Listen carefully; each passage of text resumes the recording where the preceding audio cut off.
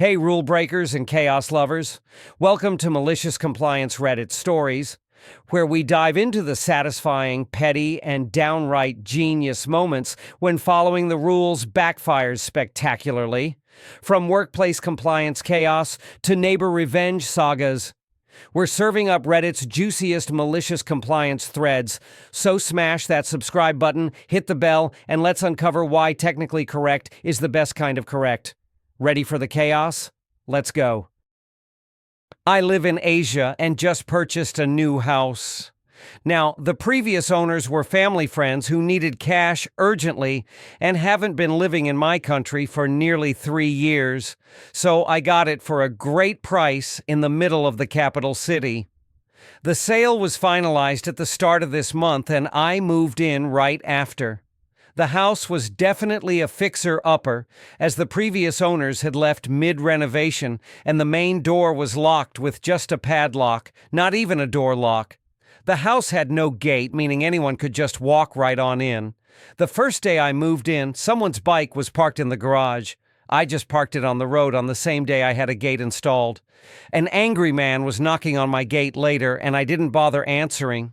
But through my window, I could see him giving up and taking the bike after 15 minutes. So already I wasn't digging the neighborhood, but I didn't have any incidents after that, aside from people not knowing that this was no longer an abandoned house. So my gate was blocked more often than never, but a no parking sign on my gate fixed that issue.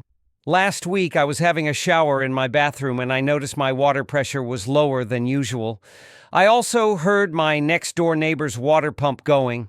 Now this neighbor, an old guy, lived in a 3-storied house, the first being the lowest and the one he lived in. The other 2 floors were rented out to tenants. This guy wasn't happy about the house being sold and voiced many concerns to my friends, the previous owners. He was super angry about it, and my friends did warn me, but I'm a 6-foot guy with 3 dogs. No way he was doing anything, and yep, he didn't. So, with this living situation, a water pump is needed to pump water to the tanks on the roof, since the public supply's pressure is not enough to get it up 3 stories. Now, I heard the water pump going and immediately was suspicious. Sure, coincidences exist, but it wouldn't hurt to check it out. I waited till his pump turned off and then turned on different taps in the house. Sure enough, the pressure was back to normal. This made me even more suspicious, but if he was stealing water, it also made sense. The water bills had been going up over the years this house wasn't lived in, but the house also had some water leaks. So it was chalked up to that, even if the bills were too high to be caused just by leaks. Now it's starting to make sense. At some point in the last 3 years, this old miser thought he'd save the cost of paying for water and waltzed into the property and is siphoning water from my lines. I couldn't find where exactly he was siphoning water from, but after checking my pressure multiple times, I was pretty sure. So I sat on it for a few days, thinking if I should confront him, go the legal path, or just let it be. Now, water in my country is very cheap. My total bill, even with washing 3 animals, a car every week, and watering my garden, only costs like $5 per month, even with the neighbor also stealing some of it. But it wasn't about how much I was paying or who was paying for it. It's about entitled old people who think that they're deserving of using other people's resources without paying for it and then getting away with it. It didn't sit right with me, and I really wanted to teach him a lesson. What I did was really simple. I just turned off my water from the mains. I wouldn't have to break into his property, nor would I be breaking any laws. It was the best way of getting back at him without needing to even lift a muscle. So on Monday, just 4 days ago, I waited till the pump flicked on and turned off the supply. Now, the way household tanks work in my country is that there's a ball valve in the tank, which detects the level of water and turns on the pump. If the level doesn't increase, the valve stays open, which electronically sends a signal to the pump to stay on until the level gets to a point at which the valve closes and also shuts off the pump. However, the level wasn't increasing, and anyone knows that starving a pump of water isn't a good idea. This way, My expectation was that I'd burn out his pump and cause issues with his tenants. What I didn't account for is that his pump running constantly would mess up the fuses by constantly drawing power overnight and absolutely destroy his wiring. If he decided to upgrade his household wiring to a more modern standard, this would have been prevented. This house clearly still had 90s-era wiring.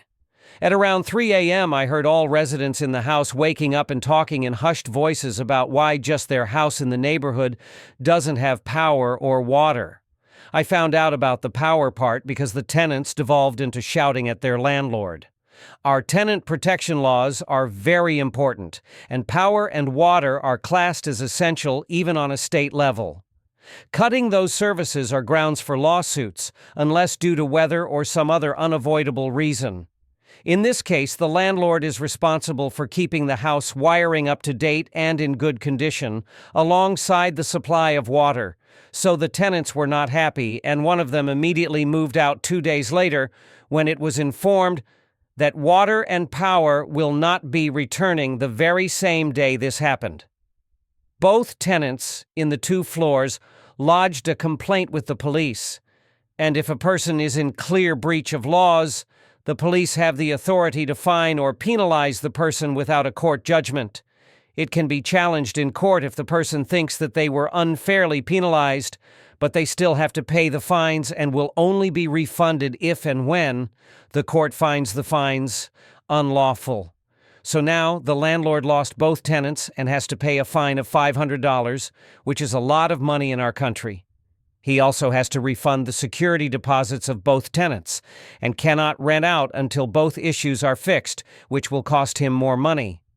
As of right now, he's moving out on Sunday to his daughter's place since he cannot afford to live alone.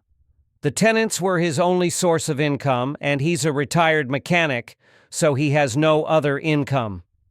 He did find out why the motor kept drawing power, overloaded the wiring, and burned out. He came by to my gate and asked me if I turned off my water, and I said, "Oh yeah, my tank had a new leak on a pipe, and I turned it off till the next day until the plumber came by to fix the issue." Y'all, the look on his face. He kept a straight one, but I just knew he was holding back. He just said, "Oh, okay," and went back inside. Not sure if he knows I know, but I don't care because he can't do anything. I'm getting a plumber down next week to correct my plumbing and remove any pipes that leave my property. So I got rid of my water issue and a neighbor who could potentially be a pain in the ass by simply flicking a tap off. 2 birds, 1 stone, I'd say. TLDR, bought an abandoned house, neighbor was siphoning water from my supply. Turned off my water supply when the motor was running. Motor burned out the wiring in the house and cut off water and power to him and his tenants. Tenants lodged police complaints and the landlord got fined, is now destitute and forced to move in with his daughter. If you love this malicious compliance chaos, smash that like button. It helps small channels like ours out big time. Subscribe to weekly Reddit stories where petty revenge meets literal rule following, and turn on notifications so you never miss the drama. Drop a comment below with your favorite Reddit MC moment, or tag a friend who lives for the chaos. Until next time, stay technically correct, folks.